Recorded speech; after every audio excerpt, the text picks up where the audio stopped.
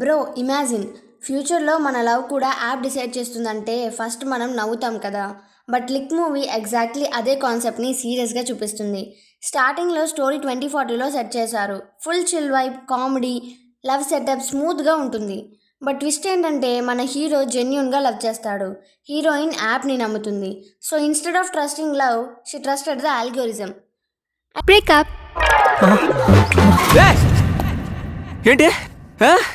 ఇంతకు ముందు కులం కోసం ఒప్పుకోలేదు, జాతకం కోసం ఒప్పుకోలేదు, ఇంట్లో వాళ్ళు ఒప్పుకోలేదు, ఊళ్ళో వాళ్ళు ఒప్పుకోలేదు, చుట్టాలు ఒప్పుకోలేదు, ఫ్రెండ్స్ ఒప్పుకోలేదు, అమ్మ ఒప్పుకోలేదు, అబ్బ ఒప్పుకోలేదు అని బ్రేకప్ చెప్పేవాళ్ళు ఇప్పుడు యాప్ ఒప్పుకోలేదు అని బ్రేకప్ చెప్తున్నారా?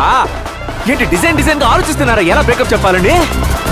మింగే ఇక్కడే ట్విస్ట్ స్టార్ట్ అవుతుంది. Story turns into revenge mode. Hero versus app, heart versus algorithm.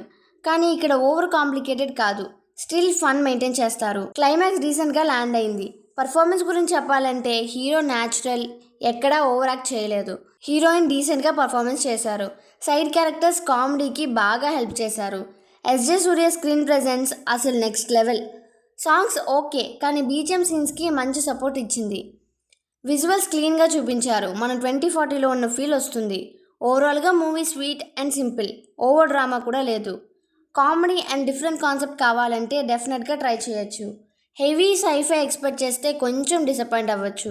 Chill weekend మూవీకి బెస్ట్ వాచ్. ఫైనలీ నా ఒపీనియన్లో ఈ మూవీకి 8 out of 10. మీ ఒపీనియన్ ఏంటి కమెంట్లో చెప్పండి. మర్చిపోకుండా లైక్ అండ్ సబ్స్క్రైబ్.